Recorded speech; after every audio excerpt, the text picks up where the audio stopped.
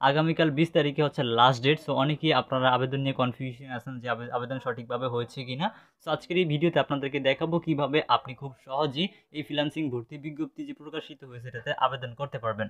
অর্থাৎ আমি যেভাবে আজকে আপনাদেরকে আবেদন করে দেখাবো ঠিক সেম প্রসেস যদি আপনি আবেদনটা করতে পারেন তাহলে আপনার আবেদনটা কিন্তু সাকসেসফুল হবে এবং আপনি কিন্তু ভর্তি পরীক্ষা দিতে পারবেন।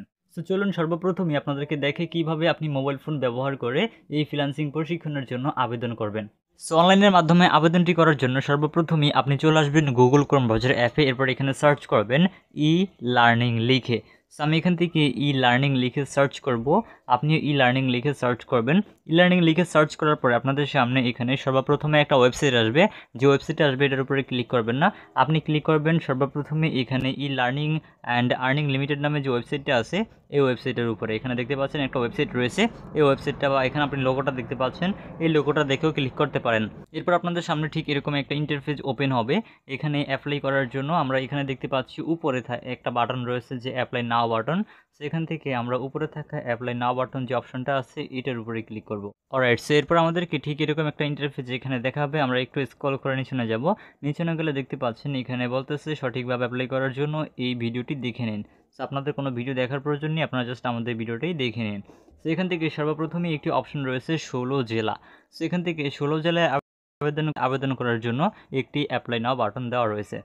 সো আপনি যদি 16 জেলার ভিতরে হন, যেমন এখান থেকে ঢাকা, গোপালগঞ্জ, গাজীপুর, শরীয়তপুর, মাদারীপুর, রাজবাড়ী, কুমিল্লা, লক্ষ্মীপুর, চাঁদপুর, রাজশাহী, নড়াইল, ঠাকুরগাঁও, ভোলা, শেরপুর, সিলেট, সুনামগঞ্জ, এই জেলাগুলোর যদি আপনি বাসিন্দা হন বা এই জেলায় যদি অবস্থান করে থাকেন সেই ক্ষেত্রে এখান থেকে 16 জেলা অ্যাপ্লাই নাও যে অপশনটা আছে এটাতে ক্লিক করতে হবে। আর যদি আপনার জেলাটা এই 16 জেলায় না থাকে, যদি 48 জেলায় থাকে, সেক্ষেত্রে আপনি এখান থেকে 48 জেলার যে বাটনটা রয়েছে এটার উপরে ক্লিক করবেন। সো আমি এখান থেকে আপনাদেরকে জাস্ট দেখানোর জন্য 48 জেলার যে বাটনটা রয়েছে অ্যাপ্লাই নাও এটার উপরে ক্লিক করি। আপনি যে জেলায় থাকবেন সেই জেলার অ্যাপ্লাই নাও বাটনটার উপরে ক্লিক করবেন। অবশ্যই এখানে একটু সতর্ক থাকবেন যে আপনার জেলাটা কোন ইয়াটার আন্ডারে রয়েছে, কোন অ্যাপ্লাই নাও বাটনটার আন্ডারে রয়েছে, সো এটা অবশ্যই চেক করবেন। অ্যাপ্লাই নাও বাটন অপশনে ক্লিক করার পরে এরপর আপনাদেরকে ঠিক এরকম একটা ইন্টারফেস এখানে দেখাবে। সো এখান থেকে আমরা একটু নিচে চলে যাব। নিচে চলে গেলে এখান থেকে আমাদেরকে একটা আবেদন ফর্ম পূরণ করতে হবে, যে ফর্মের মাধ্যমে মূলত আমাদেরকে সিলেক্টেড করা হবে। আচ্ছা, সেখান থেকে আবেদন করার জন্য আমাদের মূলত এসএসসি পাস সর্বনিম্ন থাকতে হবে। অর্থাৎ শুধুমাত্র যাদের শিক্ষাগত যোগ্যতা সর্বনিম্ন এসএসসি আছে তারাই আবেদন এখানে করতে পারবে। এখানে দেখতে পাচ্ছেন যে রেজিস্ট্রেশন চলবে আগামী 20 মার্চ, অর্থাৎ আগামী 20 তারিখ পর্যন্ত, 20 মার্চ পর্যন্ত আবেদনটা চলবে দ্বিতীয় ব্যাচে ভর্তির জন্য। আচ্ছা, সেখান থেকে আমরা আমাদের তারিখটা যেহেতু কাছাকাছি চলে আসছে, আপনারা একটু তাড়াতাড়ি আবেদন করার চেষ্টা করবেন। এরপরে এখান থেকে সর্বপ্রথমে আবেদন mail, your phone number, your full address, তারপর হচ্ছে সিলেক্ট ডিভিশন, ডিস্ট্রিক্ট। সেখান থেকে সর্বপ্রথমেই আপনি আপনার যে নাম সেই নাম দিবেন, ইমেল দিবেন, ফোন নাম্বার দিবেন। সো আমি এখান থেকে এগুলোকে ফিল আপ করে নিচ্ছি। সো সর্বপ্রথমে নাম, তারপর হচ্ছে ইমেল, তারপর হচ্ছে ফোন নাম্বার এবং অ্যাড্রেস দেওয়া হয়ে গেলে নিচনে আমরা দেখতে পাচ্ছি সিলেক্ট ডিভিশন নামে একটা অপশন আছে। এই সিলেক্ট ডিভিশন অপশনে ক্লিক করব। ঢাকা, ময়মনসিংহ, চিটাগং, রাজশাহী, খুলনা, তারপর রংপুর, বরিশাল। সেখান থেকে আপনাকে যে ডিভিশনটা রয়েছে ডিভিশনটা সিলেক্ট করতে হবে। সো আমি এখান থেকে আমার যে ডিভিশন সেটা এখান থেকে সিলেক্ট করব। আচ্ছা, সো এখান থেকে বরিশাল ডিভিশন সিলেক্ট করলাম। এরপর আপনি এখান থেকে ডিস্ট্রিক্ট সিলেক্ট করতে হবে আপনাকে। এরপর এখান থেকে সিলেক্ট ডিস্ট্রিক্ট নামে যে অপশন আছে সেটার উপরে ক্লিক করবেন। এরপর এখান থেকে আপনার যে ডিস্ট্রিক্ট সেটা এখান থেকে সিলেক্ট করে দিবেন। আচ্ছা, সিলেক্ট করা কমপ্লিট হয়ে গেলে এখান থেকে নিচনে চলে আসবে। নিচনে আসার পর এখান থেকে দেখতে পাবেন যে আবার সিলেক্ট এডুকেশন কোয়ালিফিকেশন। সেখান থেকে সিলেক্ট এডুকেশন কোয়ালিফিকেশনের জায়গায় এখান থেকে আপনার যে মিনিমাম এসএসসিটা আছে, যা আপনার যে মিনিমাম সর্বনিম্ন যে শিক্ষাগত যোগ্যতা সেটা যদি এসএসসি হয়ে থাকে এসএসসি দিবেন, আর যদি অন্য ডিগ্রি হয়ে থাকে, অনার্স হয়ে থাকে, সেক্ষেত্রে ডিগ্রি অনার্স এখান থেকে সিলেক্ট করবেন। আচ্ছা, এরপর লাস্ট এডুকেশন কোয়ালিফিকেশন।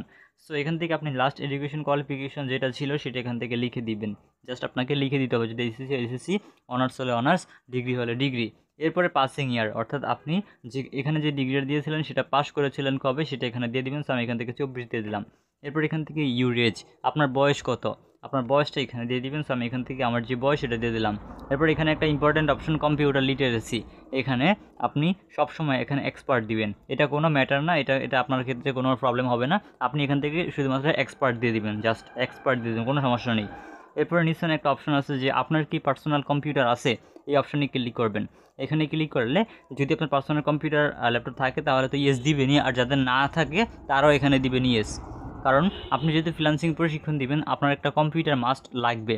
আর ফ্রিল্যান্সিং প্রশিক্ষণ যাদেরকে দেওয়া হবে অবশ্যই তাদেরকে নেওয়া হবে যারা মূলত কম্পিউটারের কাজ মোটামুটি পারে তাদেরকেই। তো আপনি এখান থেকে অবশ্যই ইয়েস দিয়ে দেবেন যে আপনার কম্পিউটার আছে। এরপরে একটা অপশন আছে যে 3 মাস ব্যাপী সপ্তাহে 6 দিনই প্রতিদিন 8 ঘন্টা করে ক্লাস করতে পারবেন। সো এখান থেকে অবশ্যই ইয়েস দিবেন, এটা নো করার কোনো সুযোগ নেই। আপনি প্রতিদিন এখানে ক্লাস করতে হবে।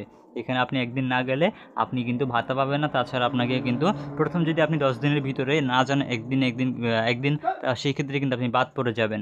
আচ্ছা, সো এরপরে এখান থেকে নিচনে একটা ইম্পর্টেন্ট অপশন, সেটা হচ্ছে please upload your passport size photo. সেখান থেকে আপনার পাসপোর্ট সাইজের একটা ইমেজ এখানে আপলোড করতে হবে। সো অবশ্যই ইমেজটা 100 কেবিএসের ভিতরে হতে হবে। সো আমি এখান থেকে একটি ইমেজ আপলোড করব। আপনি একটি ইমেজ এখানে একটা সাইজ দিয়ে দিয়েছে পাসপোর্ট সাইজের 300 পিক্সেল বাই 320 পিক্সেল। আপনি চাইলে এটা দিয়ে যে কোনো অনলাইন অথবা অফলাইন সফটওয়্যার দিয়ে আপনি কিন্তু চাইলে এটাকে এই মাপের একটা পাসপোর্ট সাইজ ছবি করে নিতে পারেন, অথবা যে কোনো passport size maker app install করে সেখান থেকে আপনি কিন্তু এটাকে করে নিতে পারেন পাসপোর্ট সাইজের ফটো। সো আমি এখান থেকে আমার ফটোটাকে আপলোড করে দিচ্ছি। এখানে আমি আমার যে ফটোটা আছে পাসপোর্ট সাইজে সেটা দিয়ে দিলাম, আপনি আপনার ফটোটা দিয়ে দিবেন। এরপর এখানে দেখতে পাবেন সেই ফটোটা কিন্তু চলে আসছে, যেখানে তার সেই ফটোর যে নামটা ছিল সেই নামটা এখানে চলে আসবে। এরপর আপনার কাজ হচ্ছে অ্যাপ্লাই নাও যে অপশনটা আছে এই অপশনটার উপরে ক্লিক করা। তো এখান থেকে সব ইনফরমেশন যদি সঠিকভাবে দেওয়া কমপ্লিট হয়, তারপর আপনি এখান থেকে অ্যাপ্লাই নাও অপশনটা আছে এটার উপরে ক্লিক করবেন। সো আমি অ্যাপ্লাই নাও অপশনটার উপরে ক্লিক করলাম। অ্যাপ্লাই নাও অপশনটার উপরে ক্লিক করার পরে কোনোভাবেই যেন ট্যাবটা ক্লোজ না হয়, জাস্ট এখানে একটু অপেক্ষা করবেন। অপেক্ষা করার পরে যদি আপনার সামনে এরকম অপশন আসে যে অ্যাপ্লাই সাকসেসফুল, তাহলে আপনি বুঝে নেবেন যে আপনার আবেদনটা কমপ্লিট হয়েছে। আর এখানে একটা সবচেয়ে ইম্পর্টেন্ট কথা, আপনার এই আবেদনটা আপনি এখন যে সাকসেসফুল হয়েছে, এটা সাকসেসফুল হওয়ার পর কিন্তু কোনো রকম মেসেজ আপনার ফোনে আসবে না। সো মেসেজ আসবে কোন সময়, যখন আপনার পরীক্ষা তখন, অর্থাৎ পরীক্ষার আগের দিন শুধুমাত্র আপনাকে SMS করে জানানো হবে এই তারিখে এই সময় এই আপনার পরীক্ষা এই সেন্টারে। সো সেই ক্ষেত্রে আপনারা কোনো ভয় পাবেন না যে আবেদন সঠিকভাবে হয়েছে কি না। যদি অ্যাপ্লাই সাকসেসফুল আসে তাহলে বুঝে নেবেন হয়েছে। সো আমি যেভাবে আপনাদেরকে আবেদন করে দেখালাম ঠিক সেম প্রসেস ব্যবহার করে আপনি কিন্তু আবেদনটি অনলাইনে করবেন। অনলাইনে আবেদনটি করার পর যদি এরকম অ্যাপ্লাই সাকসেসফুল আসে তাহলে বুঝে নেবেন আপনার আবেদনটি কিন্তু সম্পূর্ণ হয়েছে এবং আপনি কিন্তু ভর্তি পরীক্ষা দেওয়ার জন্য প্রস্তুত। সো আবেদনটা সফল হওয়ার সাথে সাথে আপনার 20 তারিখে অর্থাৎ পরীক্ষার আগের দিন আপনাকে একটা SMS করা হবে যে আপনি লিখিত পরীক্ষার জন্য নির্বাচিত হয়েছেন, আপনি লিখিত পরীক্ষা দিতে পারেন।